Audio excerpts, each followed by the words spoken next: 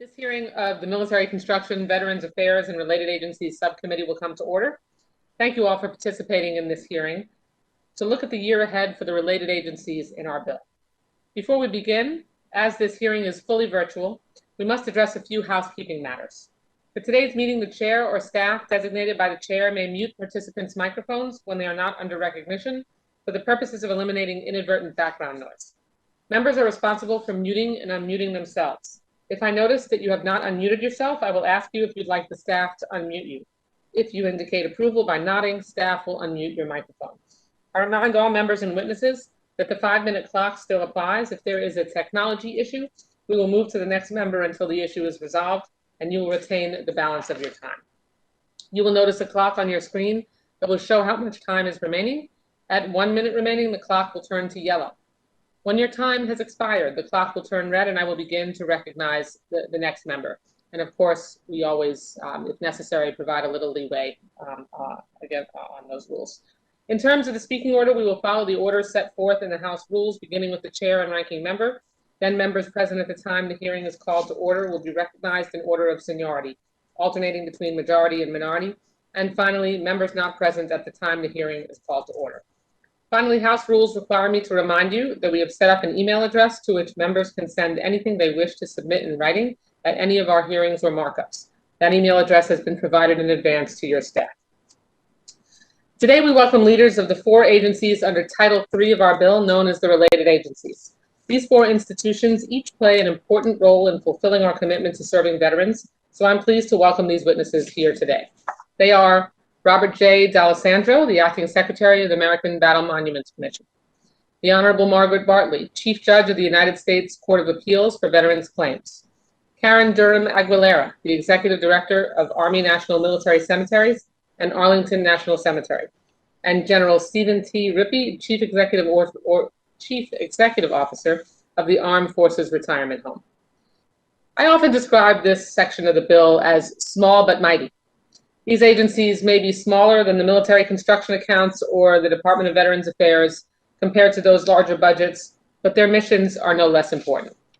You've all heard me say, or those of you that have been on the committee before, have heard me say that our subcommittee is the only one with jurisdiction that covers the entirety of a service member's career, from the day they enter active duty at a military facility to the day they are buried. These 4 agencies are part of that full arc of care and services for which we are responsible. The Court of Appeals for Veterans Claims is a crucial part of the claims process that ensures that veterans are getting a fair shake in having their appeals heard. The Armed Forces Retirement Home cares for those who have served our country, ensuring a healthy and dignified retirement in their later years. Arlington National Cemetery is the final resting place for so many of our veterans, as well as in many ways serving as a site for our nation's collective mourning. And the American Battle Monuments Commission is charged with caring for the grave sites and telling the stories of those who died overseas in world wars and other conflicts, ensuring their sacrifice is never forgotten. So as you can see, it is incumbent upon us to make sure that these agencies have the resources they need to function effectively while still making responsible use of taxpayer funds. While we are still waiting for the release of the President's full budget for most of these agencies, a common thread for many of them over the past several years is that the budget request has been lower than the actual need. We saw a pattern of flat funding requests for these agencies despite significant increases over the years in workloads, personnel costs, security needs, and maintenance backlogs. This subcommittee has worked diligently to provide needed resources to these agencies in the past several cycles and to target that funding to the programs and initiatives where it is most needed. And some of you have traveled with me to see a number of these sites over the last several years. And we have seen firsthand the real issues surrounding the backlog of maintenance and the serious disrepair that many of these institutions and facilities are finding themselves in. So underfunding them is not terribly responsible. We've been able to boost some of these agencies' budgets, and we'll look to try to do everything we can to help. I look forward to discussing today how the funding we've provided has been put to use and what your needs may look like going forward in as much detail as you are able to provide us. Aside from fiscal year needs, there are also a number of overarching efforts underway at each of your agencies that this hearing will give us an opportunity to check in on. From Arlington National Cemetery's much-needed expansion and land reconfiguration to addressing the growing caseload of veterans claims, we want to hear from you on how these efforts are going and what more Congress needs to be doing to help improve services and programs.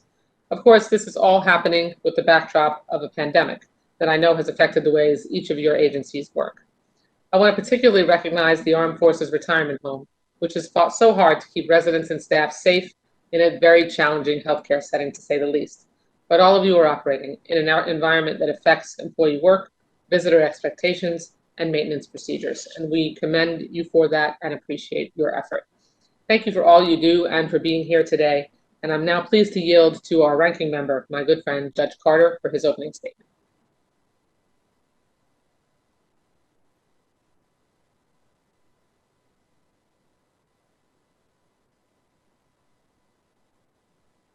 I think I've just unmuted. I hope so. Madam Chairman, thank you very much for yielding. And thank you for holding this hearing. It's great to hear from these related agencies who quite honestly are responsible for a lot of our national treasures. The American Battle Monuments Commission, the Court of Appeals for Veterans Claims, Arlington National Cemetery, and the Armed Forces Retirement Home. Each provide unique and important services to our nation, and they are national treasures. Like the rest of the country, your agency struggled with this COVID pandemic. However, it appears you've managed it well, and things are improving. Thank you all for being with us today. We are fortunate to have you and the experienced professional leadership you bring to these agencies. Madam Chairwoman, thank you for yielding me the time, and I yield back. Thank you, Judge Carter. I don't believe we have either Chair DeLauro or Ranking Member Granger, and not seeing them on the screen, we'll proceed to hearing from each of our witnesses. Your full written testimony will be included in the record, and we'll start with the Acting Secretary D'Alessandro of the American Battle Monuments Commission. You are recognized for 5 minutes to summarize your opening statement.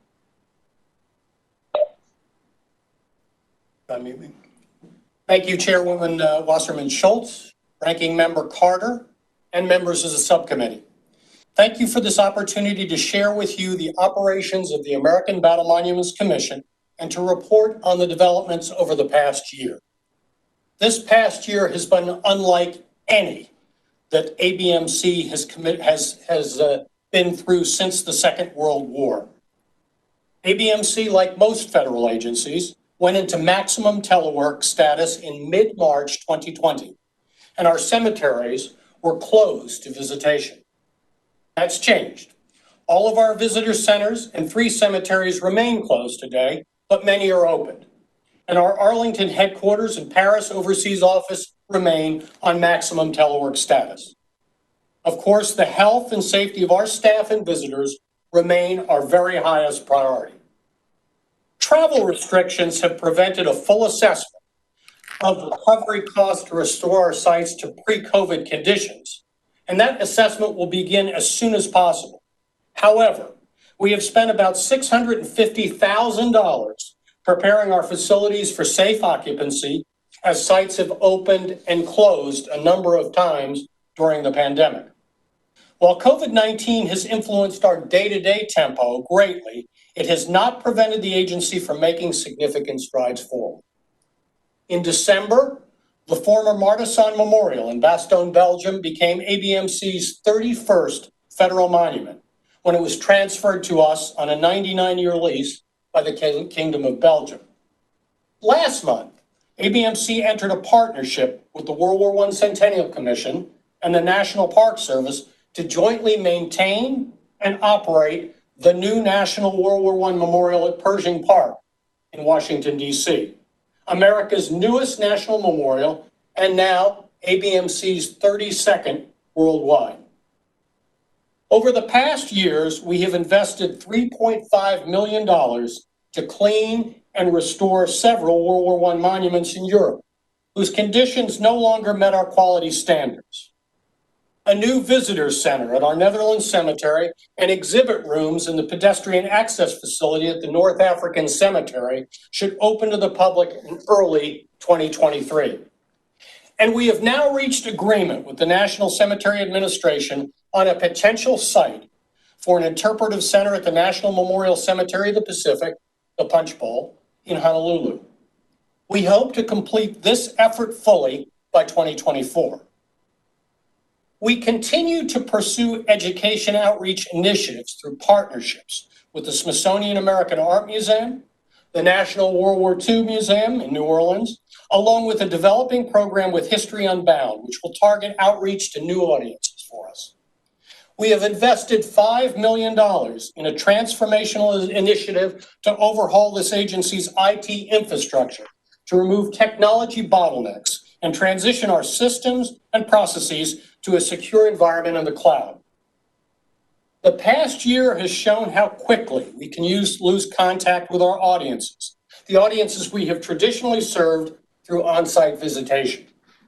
As we continue to ensure that our sites remain magnificent symbols of freedom, we must use every means possible to engage a new and broader constituency group. To that end, we're developing digital media products to reach audiences beyond those that will ever visit our sites. That is our challenge as we approach our second century. We sincerely hope that the world opens up again to convenient and safe travel, so you and the other members of the subcommittee have an opportunity to visit our sites and see how we are investing the resources that you have entrusted to us. I thank you for your time, Madam Chairman.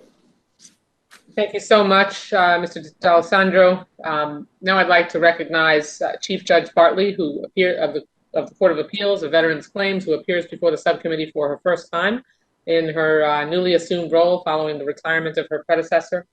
You are recognized for 5 minutes to summarize your opening statement. Good afternoon, Chairwoman Wasserman-Schultz, and thank you for that introduction. And Ranking Member Carter and distinguished members of the subcommittee. I thank you for the opportunity to appear before you today and give testimony on our FY 2022 budget request. And on behalf of the Board of Judges and our senior judges and our staff, we appreciate the support that Congress has provided and that enables us to fulfill our mission, which is to provide independent, full, fair, and prompt judicial review of final Department of Veterans Affairs, VA, decisions on entitlement to veterans benefits. In the most recent fiscal year that closed, FY 2020, the court resolved a record number of appeals, and with great help from our senior recall judges and our central legal staff attorneys who resolved many of our cases through mediation conferences before briefing even begins, we have kept pace with our sustained high caseload. In short, the court, as an independent judicial body above VA, has avoided backlogs while deciding a record number of incoming appeals, and that's due to our wonderful staff and your continued support. The court's FY 2022 budget request is $41,700,000 approximately, but as you may know, $3,400,000 is a request from the Veterans Consortium Pro Bono Program, and we serve as a pass-through for their request. It's attached to our budget request as an appendix, and I won't be commenting or answering any questions about that part of the budget request. But our budget request is for $38,300,000, and that reflects an increase of $4,500,000 over FY 2021 authority. And it's generally spread over 3 categories, and that is personnel compensation and benefits, operating expenses, and the court's retirement fund. As to personnel compensation and benefits, we would like to add 2 additional full-time employees to assist in dealing with our continued high caseload. The 2 new FTE positions requested are 1 staff attorney to serve with the court's central legal staff and 1 docket clerk for the court's public office. Appeals have doubled at the court since 2027, and since then we've incrementally added 11 FTEs across the court and converted some FTE positions to areas that support more efficient processing of our cases. And adding these new FTEs, the 2 new FTEs, will allow us to continue to work on our mission.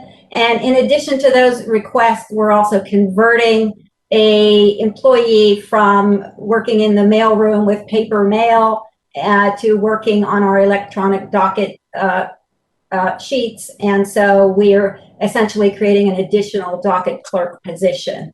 And that will increase our capability to deal with the high caseload. Moving on to the operating expenses increase, just a quick note that the court is asking for an increase of $1,007,000 over our 2021 authority. And that's going to help fund our 2022 judicial conference, which will allow for partially virtual access. But the biggest increase in the operating expenses category is due to the expiration of a one-time FY 2021 new lease credit. We've signed a lease for another 15 years at our current commercially rented building, and so we had a credit, and that has now passed. And so our expenses in our operating expenses have gone up in that amount. The other area I wanted to address quickly this is the last category I'm going to address, is our request for an increase in necessary contributions to the court's retirement fund. And under Title 38, 7298, the chief judge must secure an annual estimate of expenditures and appropriations necessary for operating this fund, and we have to eliminate any unfunded liability. We contract with an actuarial service to provide guidance on our obligations for the fund, and our actuary has indicated that because of projected low interest rates and low returns on our investments, which by statute have to be government securities, basically treasury notes and bills, we need to increase the amount. Chairman Wasserman Schultz, I see that I'm out of time. May I complete my statement? As quickly as you can, yes. Okay, thank you. And a second factor that ups the amount that we need for this fund is a heightened obligation in light of the ages and expiration of terms of service of active and retired judges and survivors, including the fact that the court has 2 brand new judges that just came on board in August of 2020. Chairwoman Wasserman Schultz and committee members, this concludes my statement. Again, on behalf of the judges and staff of the court, thank you for your past and ongoing support. Chief Judge, that qualified as quick. Thank you very much. Appreciate to all of your efforts in taking care of our veterans, as well as your colleagues on the bench. Now I'd like to recognize Ms. Durham Aguilera for her opening statement. You are recognized for 5 minutes to summarize your opening statement. Chairwoman Wasserman Schultz, Ranking Member Carter, and distinguished members of the subcommittee, thank you for the opportunity to provide an update on Arlington National Cemetery. We deeply appreciate our engaged citizens and the support provided by Congress and the subcommittee. Your support has enabled us to maintain and improve the existing infrastructure, properly resource our workforce, and expand the cemetery's burial capacity. Notwithstanding the impact of COVID-19, Arlington National Cemetery continues to perform its core mission. Beginning in March 2020, close to 2,000 families canceled their scheduled funeral services. Almost 1,100 were since rescheduled. During FY 2020, we laid to rest over 4,800 active duty service members, veterans, and their eligible family members, 25% less than the previous 2 years. We have generously accommodated family rescheduling requests. As a result, wait times have been impacted. Our most strategic efforts are focused on extending the active life of the cemetery well into the future, defined as 150 years. The future depends upon increasing burial capacity through cemetery expansion at our southern boundary and by revising burial eligibility criteria.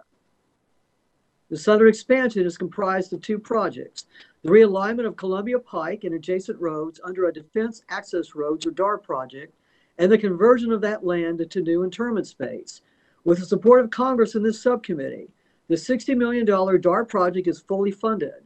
The Southern Expansion Project is partially funded with $219 million no-year funding toward a requirement of $360 million. The project requires an additional $141 million. The DART project design is complete, and the Southern Expansion Project 100% design will complete by December 2021.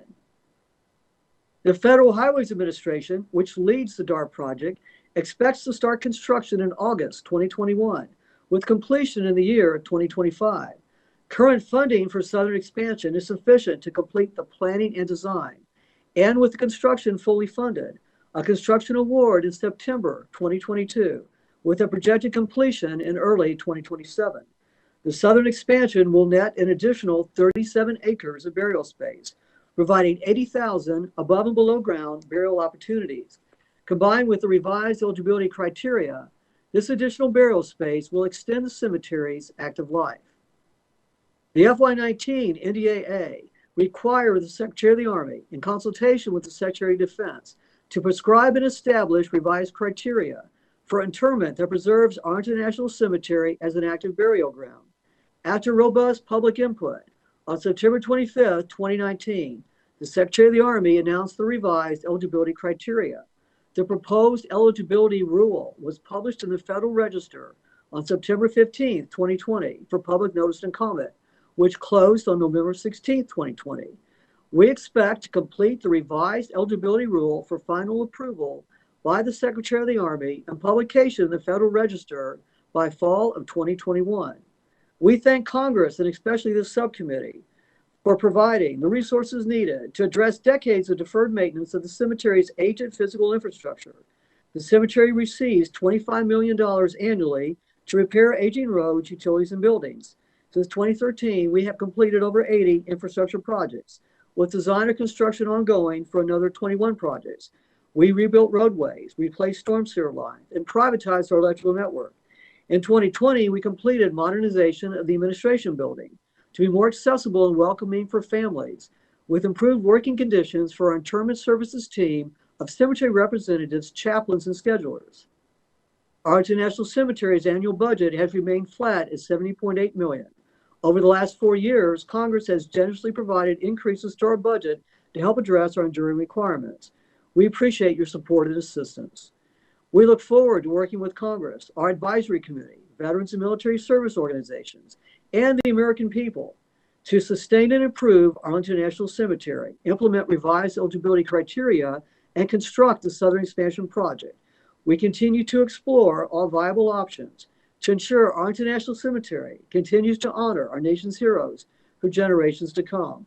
Madam Chairwoman, thank you for the opportunity to be here today. Thank you, Ms. Durham-Aguilera, and thank you for your service to our country. You really do oversee a very somber and solemn and important institution for the United States. Last but not least, I'd like to recognize General Rippey. General, you are recognized to summarize your opening statement for 5 minutes. Thank you, Madam Chair, Judge Carter, distinguished committee members. I'm really honored and thrilled to be here today. As you know from our written testimony, we've made an enormous amount of progress over the last couple of years. I'm really proud of the fact that our staff, through their extraordinary efforts, have taken great care of our residents through this trying past year. But at the same time, we've taken planning initiatives that have set the financial future of AFRH. So having said that, I look forward, Madam Chair, to answering your questions. Thank you for your opening statement, and thank you all for your remarks. We will proceed to the questions in the standard 5-minute rounds, recognizing members in order of seniority as they were seated at the beginning of the hearing, alternating between majority and minority. Please be mindful of your time and allow the witnesses time to answer within your 5-minute turn. And of course, we always give it a little extra leeway. I'm going to begin my questions to Mr. D'Alessandro. Acting Secretary, the ABMC is in many ways a victim of your own success, evidenced by the fact that the agency is frequently asked to bring your expertise to take over maintenance of monuments and cemeteries that have fallen into disrepair.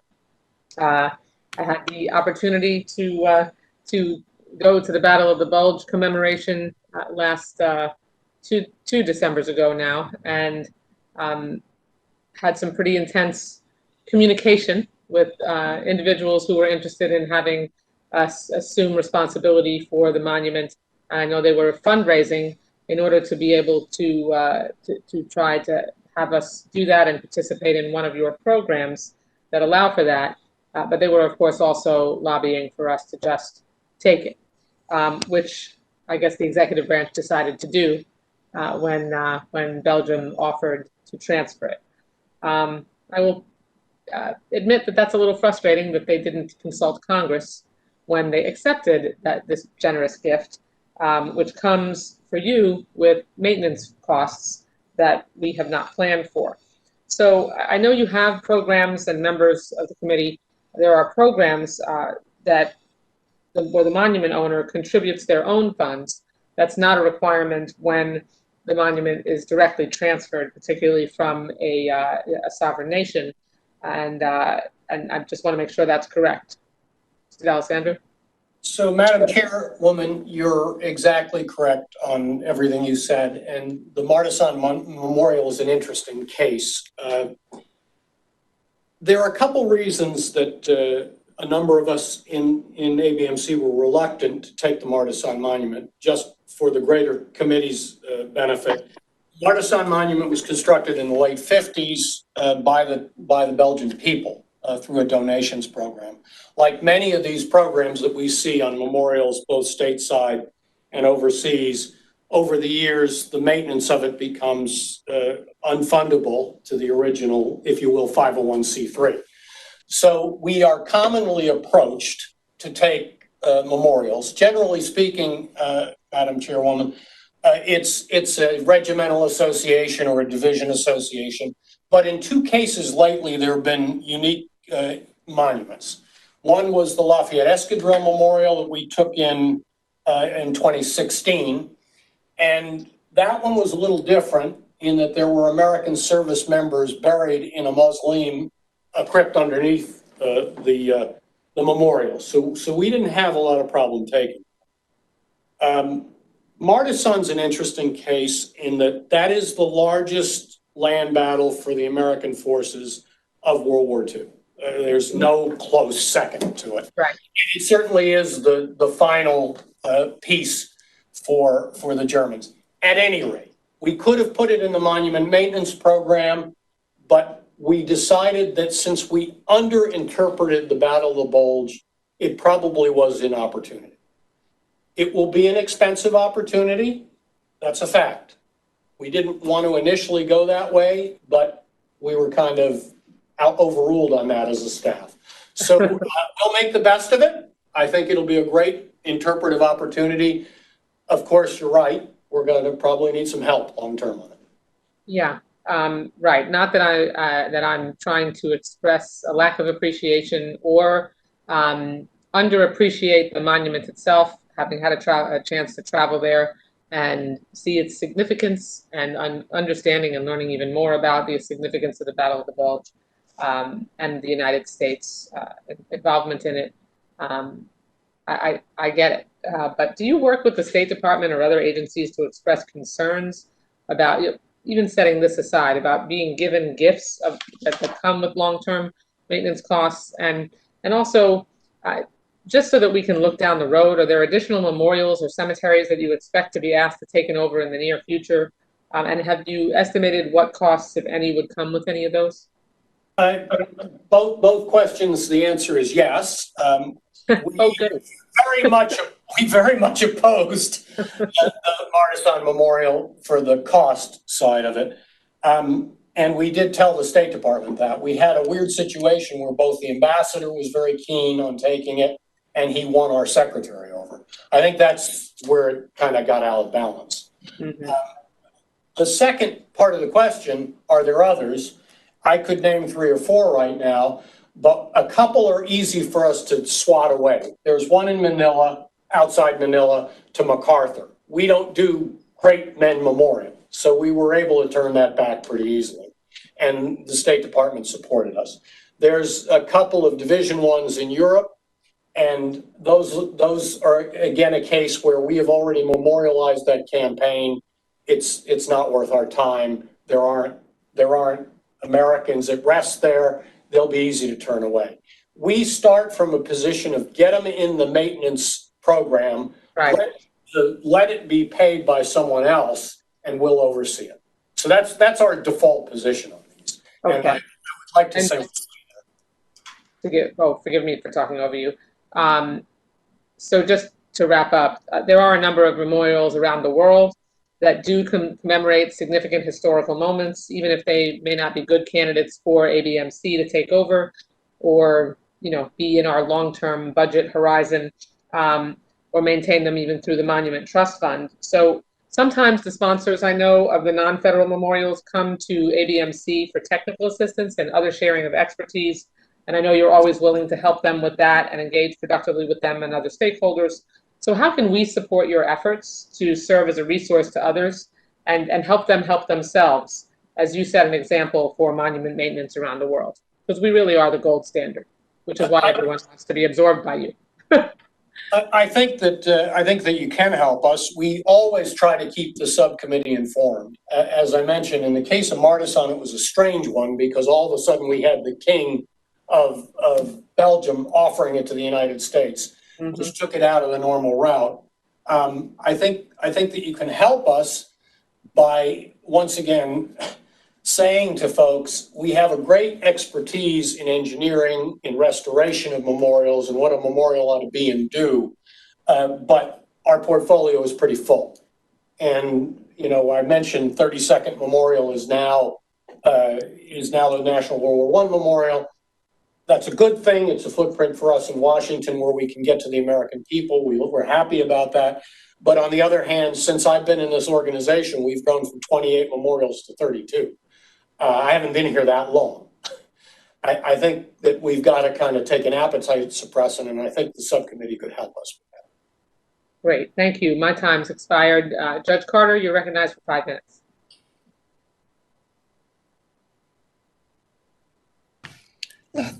Pardon me. Thank you, Madam Chairman. Judge Bartley, I can understand on this issue of the retirement fund. I can understand the low treasury yield to help explain the increase, but how much is it related to retirements and new hires again? What percentage would you say it was? Right. Well, thank you, Judge Carter. The vast majority of that requested increase is due to the low return on investment, and a much smaller percentage is due to the new judges that were appointed and the increasing number of judges who are senior judges or in the retired status. And so it's yeah. Is this fund always fully funded, or does it always lag? We are required to have it be fully funded with no unfunded liabilities each year, and that is what we have attempted to, we always attempt to do. It's just that this year it so happens, the optics aren't great, but this year it so happens that the liability is just larger than normal. Normally the fund requires about $3 million, give or take. It's different every year, and it depends on our actuary's assessment, but normally it's lower. It is mandatory, is that what you're telling me? Yes, it is. By 38 USC 7298 is the statute. Thank you very much. Ms. Durham-Aguilar, what is the timeline for Congress to provide the additional $219 million that's needed to fund the southern expansion? And what do you expect that to come out of the 2022 budget as a portion of these funds? In your opinion, what's the latest date the funds will be needed.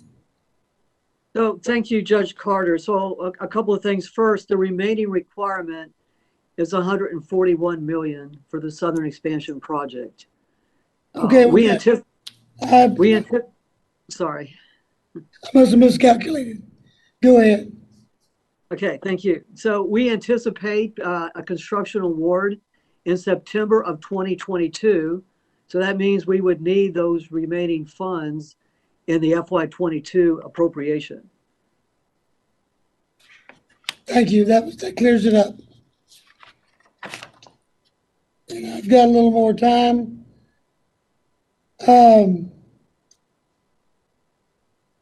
Mr. Rippey, how you doing? Good to see you again, by the way. I'm doing great, Judge. Thanks.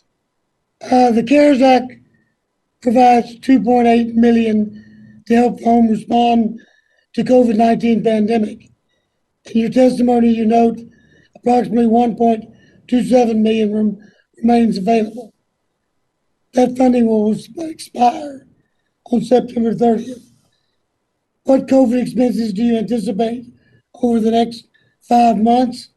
Do you expect the 2.27 will lapse and be returned to the Treasury? Or do you have any recommendations for it? Judge, I think the expenditures are going to be for PPE. We've gotten such great support out of DOD and DLA that we haven't really had any crisis shortages. So, I mean, I think we're in great shape. Of course, all of this depends on what happens to this most virulent virus, and so the hope is that it's all under control and we can start backing away from it and get back to normal. Well, thank you, and it's a beautiful place you got out there. Take care of it. Thank you, Madam Chairman. I yield back. Thank you, Judge Carter. I know how much you care about the Armed Forces Retirement Home, and it's always a priority for the committee, certainly, but I know how important it is for you. So appreciate your advocacy. Okay, next, I'll recognize Mr. Bishop. You're recognized for 5 minutes for your questions. Thank you very much, Madam Chair, and let me welcome all of the witnesses, and thank you so very much for your service and for your testimony. I'd like to go to Ms. Aguilera with the cemeteries, and particularly follow up on Judge Carter with Arlington. Before the pandemic, military families were told to expect to wait between 6 and 49 weeks for burials at Arlington, and according to that was according to the Inspector General's report. And the report says that the 49-week time frame was due to high demand for graveside ceremonies and the increasing mortality rates of older veterans. Of course, now that we have experienced a year of the pandemic, I feel that has been exacerbated. So can you tell us when we can expect that backlog to be eliminated, and if there's something we can do to expedite that? Do you need additional staff, personnel? What can be done? And let me ask my second question, which is more of a parochial one, having to do with the military cemetery at Fort Benning. I've received a number of inquiries from Fort Benning, and like Arlington, Fort Benning has run out of space for burials. But there are a number of veterans in the Fort Benning area who have served a great deal of time in the vicinity and would like very much to be buried at Fort Benning. And they would like to know if there are any plans to expand the Fort Benning Cemetery in the future, or if plans could be made to expand the Fort Benning Cemetery, because they would like to be buried and interred at the Fort Benning Cemetery. Okay, well, Representative Bishop, thank you for your question. So for your first question regarding wait times at Arlington National Cemetery, prior to COVID-19, we did have that wait time. The average was actually between 6 to 9 months. There were some shorter ones, as you mentioned, as little as 6 weeks. However, because of the amount of families that canceled and then rescheduled their burials, those wait times have actually increased.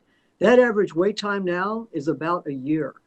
We have 55,500 families that are in the scheduling process right now, waiting for their special day.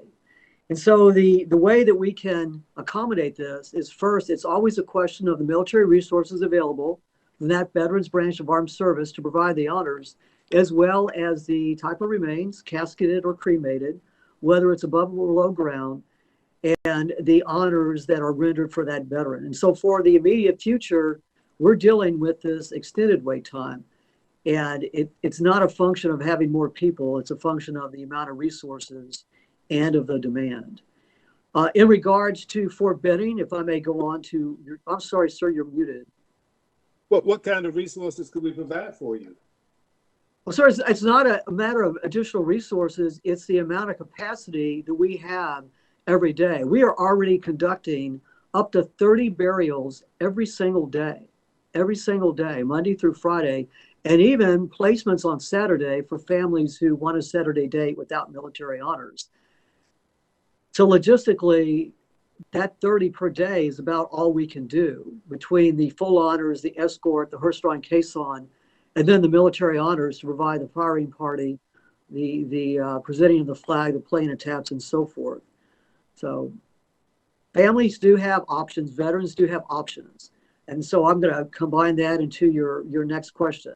So it is the Veteran Affairs, the National Cemetery Administration, that in accordance with the 1973 Cemeteries Act, the VA NCA has the primary responsibility for providing all those options in a national military cemetery enterprise.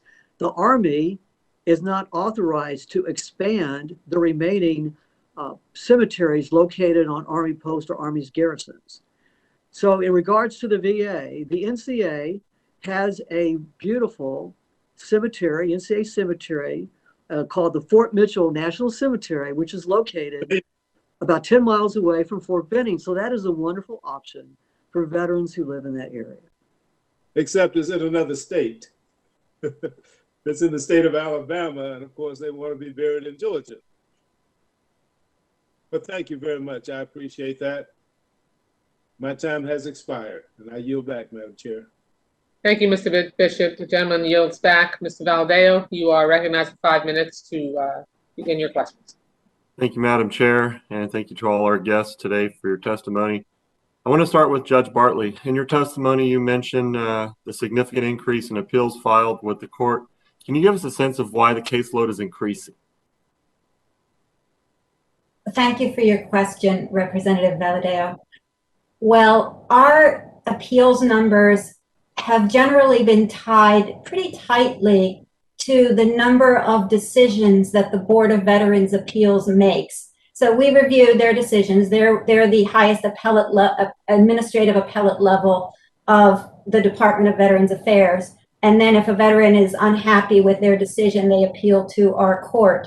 And so we have historically received appeals that are about 8 to 10% of the number of decisions that the Board of Veterans Appeals makes per year. And since 2016, the Board of Veterans Appeals has doubled their decisional rate. And so they were at around 50,000 in 2016, and now they, well, just this past year, I think they did 100,000, maybe a little bit over 100,000. And so our numbers over that period, as they've been trying to increase their output, our appeals numbers have increased. So that's what we attribute the steady increase in our appeals numbers to. Do you see any patterns in the cases you're hearing? Well, patterns, you mean, Type of cases. Excuse me? Well, any specific issues that are coming up more often than others? Is there any specific patterns here that we're seeing? Or, I mean, if no, don't worry about it. I got other questions I can go on to. Oh, okay. Well, there have always been issues with the department fulfilling their duty to assist veterans. Now, with the passage of the Appeals Modernization Act, that duty has been somewhat restricted. It doesn't apply universally the way it used to. And but finding errors with how they assist veterans has always been a big issue in the past, and it still continues to be. Also, there is a pattern, I think, of the Board of Veterans Appeals not providing sufficient reasons or bases for their decisions in order to have a veteran understand why they were denied. And so that's another pattern that we have seen historically and that holds true till today. All right, thank you. In the past, the court has frequently called upon senior judges to help meet rising caseloads and address backlogs. Now that the court has 9 judges on staff, do you anticipate using senior judges as much in the past? And how is this cost accounted for in the court's budget? Thank you for that question, Congressman.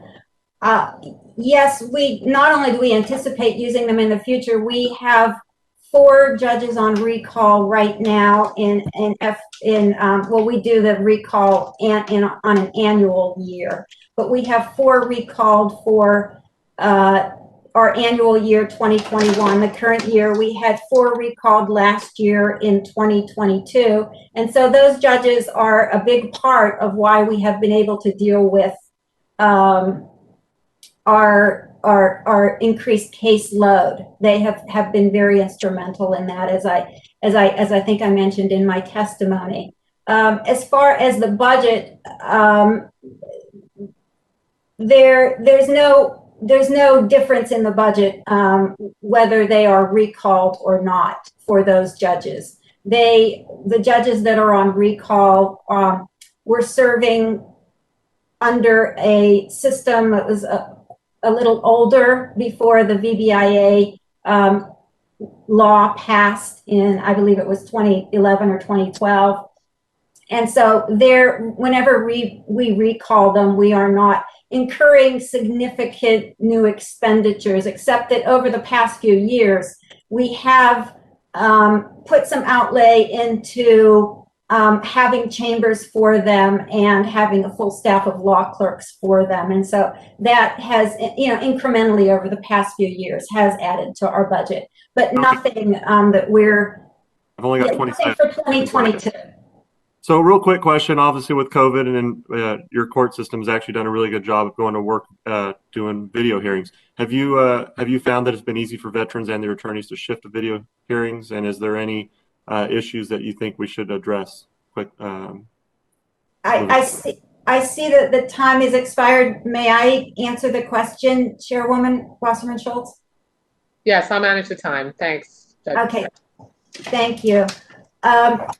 Well, yes, our court did pivot very easily to remote work with COVID, and we have had only a few employees on site working, mainly handling some mail and handling one IT staffer, and then our U.S. Marshals are there, and a finance person on site. As I have heard stories that counsel for both the Secretary and veterans themselves do miss being able to come to hearings in person. We look to pivoting back to on-site maybe sometime around Labor Day, although of course, as all of us recognize, it's impossible to foretell the future with this pandemic, and so we're not really sure. But I think that our parties are looking forward to coming back on site and arguing in person. Thank you, and Madam Chair, thank you for the extra time. You're welcome. The gentleman yields back. Now I'd like to recognize Mr. Trone for 5 minutes of questions. Thank you, Madam Chairwoman, and thank you, Judge Carter, and thank you to all the witnesses for holding this hearing today. I want to touch with General Rippey, if I could, about mental health for a second.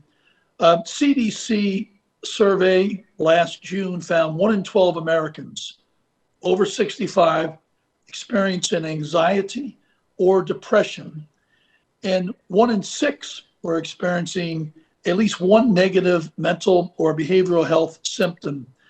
General, could you describe the mental health services that we have for our residents of the retirement homes, and what opportunities can we make those services better for our vets? Well, first we have an activity director in each level of care, which is unusual for many retirement homes. We have social workers, we have 2 chaplains on staff, and we have active duty geriatric psychiatrists that come in and deal with our residents. The entire leadership chain from our director of medicine, the head of nursing in the 2 homes are very concerned every day about the mental health of our residents. So my report to you would be, it is an issue, it's a problem, but I think we're doing pretty well keeping everybody safe and mentally sound. And what do you think? I mean, the social isolation, as you know, has been really hard at these long-term facilities when they can't see visitors for almost a year. Have you seen an increased need that's significant in mental health services needed? And what can we do to help you in that area? I think we're okay. I mean, we locked down 2 weeks short of a year. So independent living residents could not leave campus. There were no visitors allowed. There were no visitors allowed on AFRH property. The one exception to that was Senator Hyde Smith in full PPE visited the Gulfport campus. So, you know, I'm happy to report that today we don't have one resident positive for COVID. We had 12 less deaths in calendar year 20 than we did in calendar year 19. We've attacked the virus with, you know, over 28,000 PCR tests. So I think because of the quality of the staff and the quality of the leadership at the campuses, we were able to kind of hold the line at bay as far as serious mental health issues go. So to follow up on that, the staff piece, I mean, we've seen tremendous burnout with healthcare workers due to the whole COVID piece. Is there anything we should be doing here to help you in that area to prevent staff burnout and keep your staff, you know, fully staffed? You know, right now in our healthcare staff, we're down 17%. And the result of that is creative overtime by the campus administrators and things like that. So during this pandemic, as you're well aware, there was a great shortage of medical staff. And so we've done the best we can. I mean, we're always, you know, looking for an available pool of people to hire. I don't know if there's anything you could do directly to help us. I think that as we come out of this pandemic, we'll be able to get back to 100% again. Okay, thank you. Let's jump over to Ms. Durham Aguilera and talk about many vets in my district, Montgomery County, Western Maryland, are buried at Arlington National. The new eligibility rules prevent, you know, some of my constituents from being buried there, forcing them to choose other cemeteries that might be quite a distance from their homes and their families. If these new eligibility requirements, when they're fully implemented, do we have any idea how many vets are no longer able to be buried at Arlington? So thank you, Representative Trone. You know, for us, it's really an impossible problem set. The eligible population is over 22 million. That's 18 to 19 veterans who served and got out but didn't retire, over 2 million retirees, and about 2.2 million of the active force. Currently today, we have less than 85,000 spaces, less than 85,000. Traditionally, about 1% of that eligible population comes to Arlington each year. So with our southern expansion, if constructed, which will give us about 80,000 more spaces, as well as combined with our revised eligibility, we'll be able to be an active cemetery for 150 years. So for those that are in the current generation or those that raise their hand one day to serve, they'll have an opportunity to be laid to rest at Arlington National Cemetery. But in any regard, we cannot serve that entire eligible population. Our proposed eligibility criteria, the biggest groups that will be affected by that are 2. First, retirees, and then those veterans that served and got out but didn't retire. Retirees would remain eligible at Arlington National Cemetery, lacking a Valor Award, defined as Silver Star and above. they would still be eligible to be above ground. That's the columbarium or the niche wall, with another requirement of at least 2 years. With another requirement of armed conflict service. For those veterans that served and got out but didn't retire, with a minimum requirement of 2 years of active duty, the same requirement as the VA for their cemeteries, and armed conflict service, they would remain eligible above ground in the columbarium and the niche walls. So the reality is that in a matter of time, it will take some decades, but we would run out of space for above ground. We're focusing on continuing the eligibility below ground for that 150 years into the future. Thanks very much for that. We yield back. Gentleman yields back. Now I'd like to recognize Mr. Rutherford for his 5 minutes of questions. Thank you, Madam Chair, and thank you to all of our presenters today. I really appreciate the information, and particularly in your written submissions. And I'd like to first go to you, Chief Judge Bartley, and ask. I want to kind of follow up on the line of questioning that Congressman Valadao brought up about your caseload. When I looked at that in your comments, being a systems guy, I want to look upstream and find out, is that what's driving that? And so when I look at a caseload that was running 200 a month, and now it's running 750 a month, that's a pretty significant change. And so I guess my first question is, again, would be, when you look at the Board of Veteran Appeals and their rulings, you did mention that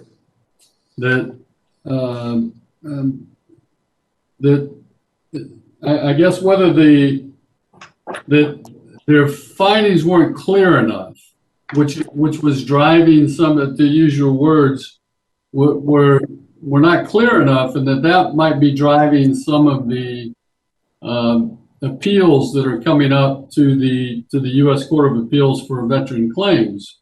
So is it? Have you looked at how much of it is that where when it is properly communicated, the board has made the right decision, they just haven't communicated properly, and then what part of their decision making has been found to be faulty, and you have to overturn their decision? Is there do you know a percentage on that? Thank you, Congressman Rutherford, for the question. Well, I was responding to two different parts of Congressman Valadao's questions. One was I tried to make the point that our appeals numbers are tied pretty tightly to the number of decisions that the board makes per year. And regardless of the correctness or the explanation given in those decisions, it doesn't really seem to matter. If the appeals decisions numbers jump up, they decide more cases, then we receive more appeals. And I said it's about we receive about 8 to 10% of their decisions made. We receive that number of appeals. Then I understood the second part of Congressman Valadao's question to be, what are some of the patterns that we see? And in response to that, I referenced these problems with their duty to assist or the reasons that they give for their decisions. And so the two weren't really related. In other words, I don't believe that veterans, or we have not found that veterans see more errors, and if the board is making more errors, then our appeals rate goes up. It seems to be tied pretty tightly to, regardless of the decision that the board makes, we receive 8 to 10% of the decisions that they make. We receive appeals in the order of 8 to 10% of the decisions that they make. I hope I'm being clear on that. Yeah. No, I appreciate that. And also when you mention, are there similarities in the cases that you see coming up? I saw where in 2020 you had your first class action suit, and there were 4 others that have been looked at, I guess, or applied for as class action. That seems like there must be something trending there that we could look at. Can you comment on that? Yes, we just, in 2017, the Federal Circuit, we had in a decision called Monk, indicated that we didn't have the authority to, he was asking for a certification of a class.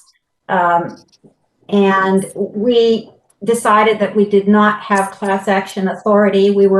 That was overturned by the U.S. Court of Appeals for the Federal Circuit, who's our reviewing court.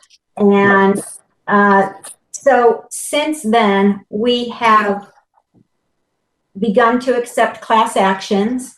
We have, it's hard to tell you the number right now. I could get that to you, that information to you later, but we have at least 6 in the court. I think we just denied a class in one case, and so I don't know if that's final yet. So, they may file a motion for reconsideration. So it's a little bit difficult to come up with a direct number. But yes, we've been handling class actions. As a matter of fact, in our budget, I believe it was 2 years ago, we asked for funds for a special master to assist us with class actions. And now we do have a special master we hired via contract, and he is a retired judge and is assisting us as a special master in one of our class action cases. So yes, it's been a kind of, I wouldn't say exploding area, but it's been developing since 2017. We at the end of last year, we issued rules on class actions. And so now we have our own court rules on how to deal with class actions. And it's definitely something that veterans are looking to do, which is establish a class and get widespread relief in kind of one fell swoop for a whole group of veterans. Right. Thank you very much, Your Honor. And Madam Chair, I see my time has expired. I yield back. Thank you, Mr. Rutherford. The gentleman yields back, and Mr. Gonzalez for your 5 minutes of questions. Thank you, Madam Chair. I appreciate you holding this hearing. My first question is for Ms. Aguilera. First, I want to say thank you for everything you do, especially during the holidays. Memorial Day, Veterans Day, and Wreaths Across America is a very special moment at Arlington, especially for veterans there. So thank you for that. I'm also glad to hear that the ANC's mission is taking IT modernization and cybersecurity seriously, including migrating critical business systems to the Army's cloud, the C-Cloud system. I'm curious, is this process completed or is it ongoing? What is the status of that? Oh, thank you, Representative Gonzalez, and thank you for your service. So this modernization for IT has been ongoing for quite some time. We actually were able to stand up a migration to the cloud in early April. And this replaces a legacy system for our accountability for interments, meaning the record, a digital record of every single person buried at Arlington National Cemetery and the location by GPS. And we are also going to be cascading that technology across all the Army post cemeteries across the nation. So we have completed our testing of this. We've beta tested it. And so now I'm smiling because this is so exciting, and it really relieves a lot of our labor from our cemetery representatives and schedules, so they're not doing multiple data inputs. And so we will continue with cascading the technology. And we also are migrating some of these systems that we use every single day. So we have a mobile app on a smartphone that's publicly available called the ABMC Explorer that allows visitors to find any gravesite, get history, and also get directions. That too is migrated to the cloud. And then the one that we use every day called ABMC Explorer, which is how we assign and manage our grave sites as well as real-time as-built for utilities and construction activities. That too is migrating to the cloud. And so all of this just represents the way we can continue to be effective and absolutely more efficient as we carry out our core mission. Well, thank you for that. And I think that's the future, not only for veterans now, but really for their families as they, as they move forward and pay respects to their loved ones. Technology is critical to incorporating that. So thank you for that. You'll be happy to know that I'm not asking to be buried at Arlington. I'll be buried at Fort Sam Houston. So that's one less gravesite we got to worry about. Now, I do want to talk about the security of these records, because that's important too. And I think everything's moving to the cloud, and that's great, and everyone's going to have access to it. But it's also a very sensitive manner as well. And what I don't want to see is that get exploited by nefarious actors. Can you talk a little bit about what you are doing to secure these records? Yes, and so the way that these records are secure, because there is personal information, so we treat it that way so that we don't have inadvertent release of people's private information about themselves and their family. And so within the cloud system and the IT, we're in what's called aisle 5. So in other words, we're in the most secure part of these systems. They are not open systems. We treat them basically the same as we would classified information. We also have, I'll call it a COOP plan, our contingency operations plan. In other words, we have backup servers. And so if something happens where we would lose our connectivity, we have a few layers of backup, because the last thing we want to do is not be able to serve our families. Our wait time and our op tempo is already extremely high, and we certainly don't want to make it worse by having a system shut down. Thank you for that. My next question, I want to follow up to what Congressman Valadao mentioned about video hearings. This is for Judge Bartley. I know, we're trying to get away from that and get back to normal, but I feel as if that's not going away anytime soon. It's a convenient way to do things. On that note, the court is requesting an increase in funding for operational expenses, including enhanced IT initiatives. What cybersecurity initiatives would the court take up if this increased funding is provided? Thank you, Representative Gonzalez, for your question. Well, yes, we do have money in, I didn't emphasize it in my testimony, but we do have money in there for, as Arlington National mentioned, moving to the cloud. And so we are in the process of doing that, and we put in a request for, I think it was around 600,000 for IT initiatives for 2022.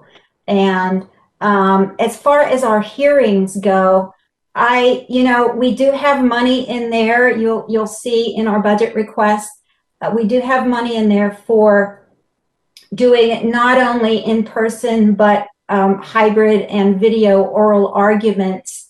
And so that was very important to me, because I think we are a nationwide court. We have had practitioners from Fairbanks, Alaska. We have had practitioners from, Flagstaff, Arizona. We've had practitioners from Miami, Florida. And so people do have difficulty sometimes traveling to the court for oral argument. And so that is part of our budget request. I didn't emphasize it, as I said, because it's not a huge amount, but it is in there, and we do plan on moving forward in that direction, because I completely agree with you that is the way of the future. Even though, as I said to Congressman Valadao, that some people do miss being in person, but I think having courtroom access in a hybrid manner takes care of both. If you want to come on site and you like that, that's fine.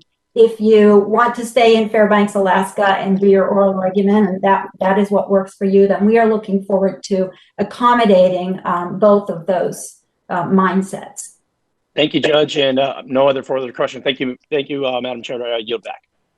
Thank you, Mr. Gonzalez. I have one or two brief questions for a second round. In the chat, I asked any other members if you have second round questions. Please indicate for me if you do, and we'll proceed through the order. General Rippey, I have a couple of questions for you. In both FY20 and 21, Congress provided significant increases in funding for construction and renovation of the Armed Forces Retirement Home, particularly for projects that affect life and safety at the home, like electrical and water infrastructure improvements. I remember we discussed these.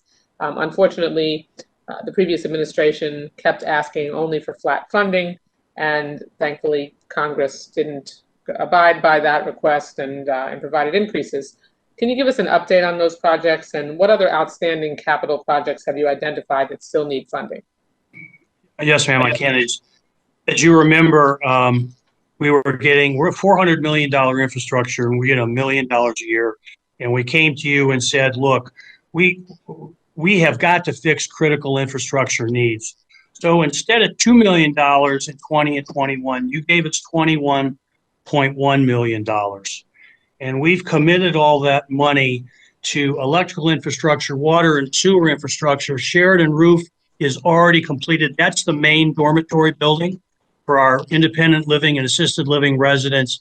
We have 9 elevators that are past service life on campus that we're going to have replaced, and chiller and pump replacements. So next year, we're looking forward to masonry repairs, much needed HVAC and boiler updates, some camera and key lock replacement, which we really need, especially down at Gulfport, and another elevator replacement. We're also looking to find some money to do the detailed planning, architectural planning, to move forward over the next couple of years to start a renovation with the Sheridan building. But we really, really appreciate the monies that you've given us, and it's been vitally key to updating. I mean, our electrical infrastructure was scary. If I take you in there, it's 1950s technology. Our water pipes are over 100 years old. The Sheridan roof is leaking. So this is really great. Good. I'm glad to hear that, and it was our pleasure. And then really, I have this question for any of the agents, really all of the agencies in that same vein. As I said, the consistent problem we've had here is that budget requests have been lower than each of your agency's actual needs. ABMC and Arlington National Cemetery both had their budget requests held flat for 6 years in a row. The Armed Forces Retirement Home was kept to the same number for 5 years. I'm sure that over a 5 or 6 year period, your needs and expenses changed. Certainly they increased. And as I said, we frequently, from Congress, acted to increase the final appropriation so you could avoid cuts in services and make sure that you could advance maintenance of effort. But can you give us a sense, especially since we don't have the president's budget having come out yet, perhaps we can telegraph to them not to repeat the same mistakes in the past. What kind of effect did these budget gimmicks, because that's what they were from the previous administration, have on your ability to plan long term? Let's start with Ms. Durham-Aguilera. So thank you, Madam Chairwoman. The problem with having a flatline budget is that current operations and emergency repairs would then take priority over infrastructure modernization, resulting in a deferred maintenance backlog. So over the past several years, we've had to absorb contract inflation, pay and benefit increases, operation and maintenance costs, but also standing up a security system that did not exist prior to FY17. We are a known soft target, so there are several things that I can talk about publicly that the public would notice that will be put into effect. Perimeter fencing outside our southern and northern borders, increased closed circuit TVs, Department of the Army security guards at all of our access points, and there's several other things as well. So we have made our capacity known. Our capability is about 87 million. And on top of that, if authorized, would be an further increase of manpower of an additional 5 million. So because of that, of the way that our budget is appropriated with a wedge of 3-year money, that has given us a lot of flexibility as we're carrying out our infrastructure repair and modernization, so that since we have that 3-year wedge, we're able to at least plan those type of projects over a few year period. And so that has been a huge benefit that we hope will continue. Thank you. And quickly, Mr. D'Alessandro and General. Madam Chair, I have to agree with everything that my colleague just said, but in addition to pushing these maintenance projects to the right continually with our flatline budget, the problem we had in Europe was they kind of were on the tip of the spear with construction costs going way up.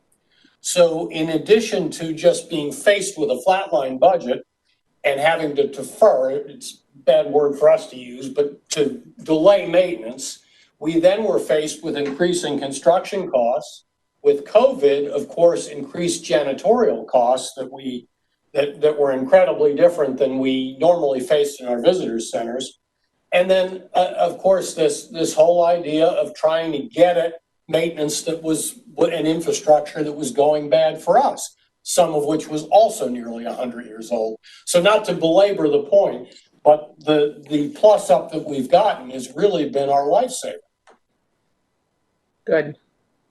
You're welcome. Thank you, Madam Chair. Would love to have to not find you extra money and have this administration ask for something resembling your real needs. In general,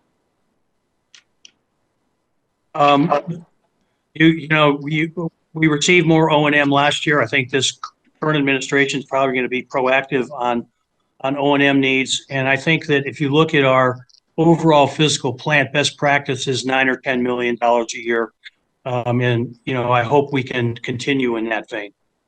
That's really the requirement. Great. Thank you very much. Yes, ma'am. Judge, I don't know if you have anything in that regard. I don't think it was similar. Right. We're a little bit, we're a little bit apart from the other agencies here.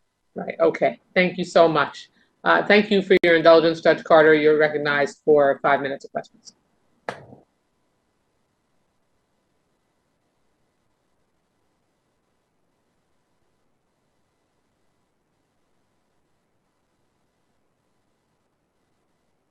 Judge, you're on mute. I have no further questions. Thank you. You're welcome. I see Mr. Bishop has no further questions, and I believe that those are all the members that are still with us. So that concludes this afternoon's hearing. I want to thank our witnesses for participating today. Thank you for your service. Your updates and perspectives will be extremely valuable to us as we develop the fiscal year 2022 appropriations bill. I want to remind members that our next virtual hearing is on Thursday, May 13th, 2021. And that hearing will be the Navy and Marine Corps' Quality of Life and Installations Update. With that, the subcommittee stands adjourned.